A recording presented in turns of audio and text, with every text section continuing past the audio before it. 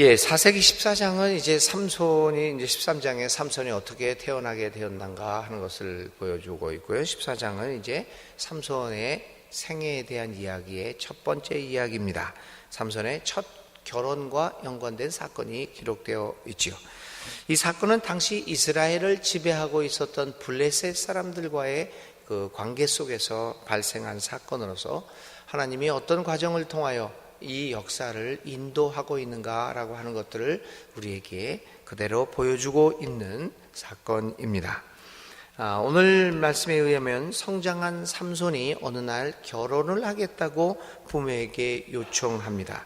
그가 결혼하고자 하는 여인은 블레셋 여자였습니다.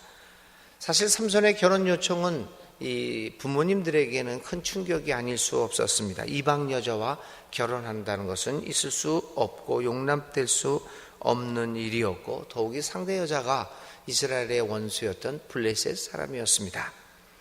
분명히 이 결혼은 허락되어질 수 없는, 그리고 정당치 못한 결혼의 제의였습니다.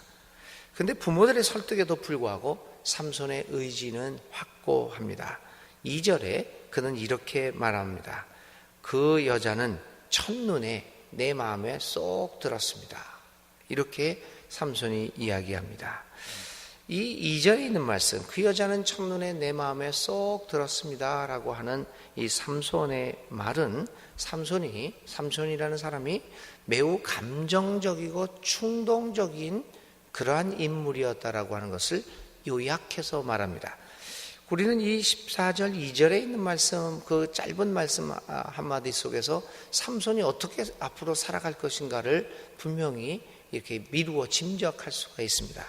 14장 15장 또 삼손이 최후를 마치는 그 순간까지 우리는 이 삼손이 굉장히 감정적이었고 충동적인 사람이었다는 것을 이 삼손의 일생을 통해서 보게 됩니다. 사실은 삼손은 나실인, 처음부터 선택된 사람으로 태어났기는 하였지만 그는 실질적으로는 그만한 역량이 있었던 사람은 아니었습니다. 그는 매우 격정적이었고 충동적인 인물로서 건실하게 이스라엘을 인도할 만한 지도자는 아니었습니다. 그러한 삼손의 모습이 첫 번째 결혼 문제로부터 인하여 일이 만천하에 드러나게 됩니다. 우리는 삼손의 이러한 굉장히 격동적이고 충동적인 이러한 모습을 보면서 불안해하지 않을 수 없습니다. 어떻게 이런 사람을 의지하면서 우리가 살아갈 수 있겠는가? 어찌 이런 사람을 지도자로 삼으면서 그 사람 밑에서 하나님의 역사를 이루어 나갈 수 있을까? 이러한 의문과 불안감을 가지지 않을 수 없습니다. 하나님의 나라의 장래에 대하여 희망을 가질 수 있을까라고 하는 의문이 꼬리를 물고 나타나지 않을 수 없을 것입니다. 이런 사람 밑에서 어떻게 이 사람을 가지고 하나님의 나라를 이루어 나갈 수 있을까? 구원을 받을 수 있을까? 이스라엘 사람들의 불안이 계속되어집니다. 과연 우리의 불안이 해소될 가망성은 없는 것인가? 이에 대하여 성서는 다음과 같이 해석합니다. 이제 부모들이 불안해하죠. 이 부모들의 불안은 이스라엘의 불안을 대변하고 우리의 불안을 대변합니다. 이에 대하여 성서는 다음과 같이 해석합니다. 4절입니다. 그의 부모는 주님께서 블레셋 사람을 치실 계기를 삼으려고 이 일을 하시는 줄을 알지 못하였다. 이 기록은 삼손의 뛰어남을 이야기하는 건 아닙니다, 여러분. 삼손의 행동이 정당한 것이고 올바른 것임을 주장하는 것이 아닙니다. 삼손의 그 실수, 삼손의 실패에도 불구하고 그러한 인간의 실패에도 불구하고 하나님은 자신의 의도를 관철하고 있으며 자신의 섭리대로 역사를 인도하신다는 것을 보여주는 말입니다. 우리가 하는 일들이 그게 하나님이 그렇게 만든 것이다, 그렇게 변명해서는 안 됩니다. 우리는 곧잘 우리가 실패를 합니다. 그리고 우리의 욕망대로 일을 해서 다 망쳐놓습니다. 그러면서 기껏 한다는 얘기가 하나님의 뜻 가운데서 이렇게 망하고 이렇게 된 것이지 하나님이 그런 것 아니십니다. 여러분들이 하신 겁니다. 우리들이 한 겁니다. 다만 하나님은 우리의 인간의 실패에도 불구하고 하나님은 망하지 아니하시고 하나님은 성공하신다는 얘기입니다. 하나님의 그의 뜻을 이루어 갑니다. 우리는 곧잘 이거 뭐 삼손이 그 결혼한 거 사실은 하나님이 다 그렇게 해서 그렇게 한 거야. 그러니 삼손은 잘못한 것이 없지라고 이야기할 수도 있습니다. 그리고 오늘 4절의 말씀은 그렇게 해석되는 것이 아닙니다. 인간의 실패에도 불구하고 하나님의 역사는 계속 되어지는 거예요. 우리는 그 이야기들을 이미 창세기 2년 전 우리가 그 새벽기도 성서 통독을 시작하면서 롯의 이야기에서 또 아브라함의 이야기에서 이삭의 이야기에서 어떻게 인간들이 실패를 했지만 하나님이 그 인간의 실패를 넘어서서 땅과 자손에 대한 자신의 약속을 이어나간다라고 하는 사실을 우리들이 배웠습니다.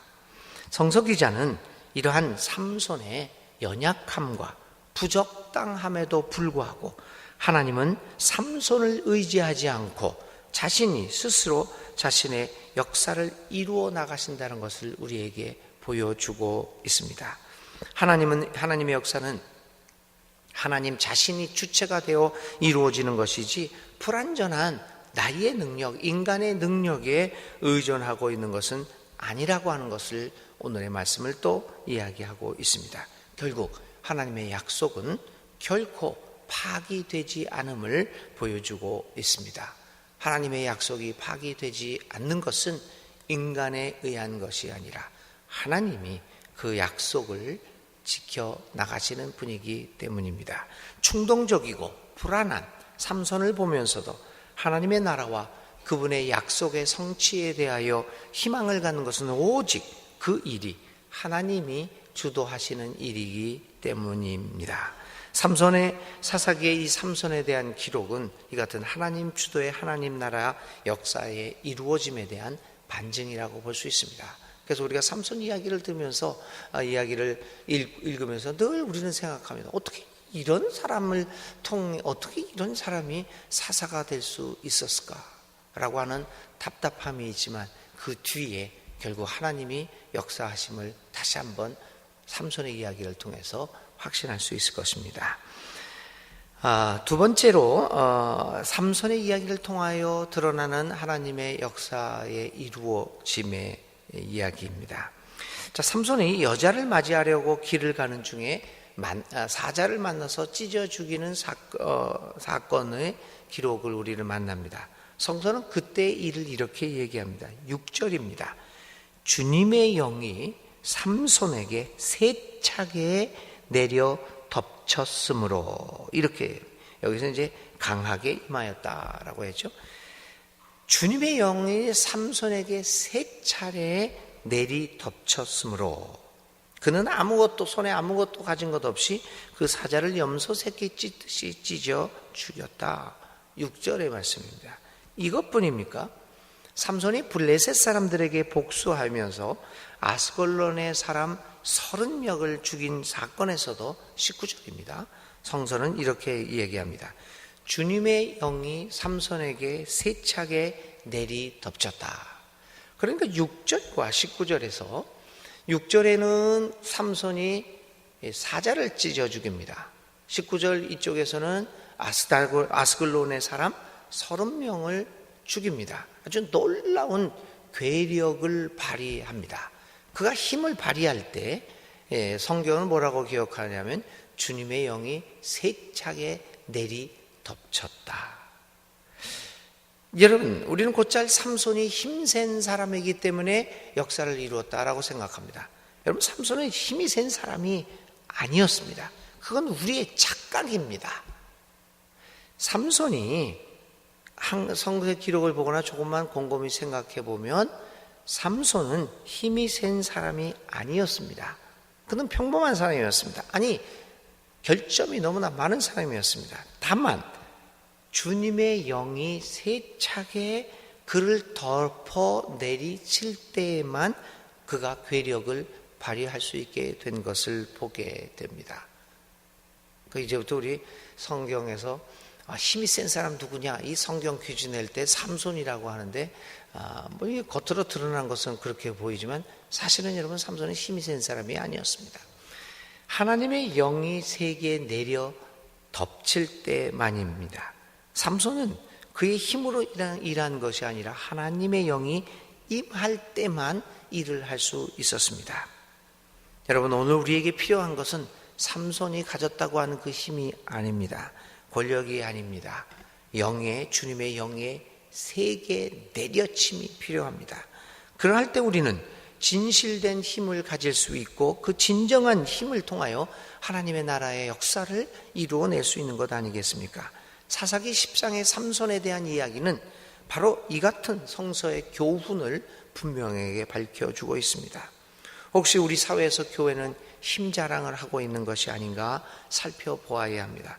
요즘과 같이 교회가 권력과 요즘 문재인 정권은 조금 덜 한다고 할 수도 있겠지만 전에 이명박이나 박근혜 정권 같은 경우에는 얼마나 권력과 밀착되어 있는 모습을 보이고 있습니까? 그래서 우리의 가진 기독교를 건드리면 안 된다. 우리는 힘이 있다. 이 힘을 보이는 모습들을 얼마나 많이 우리가 보여주었습니까?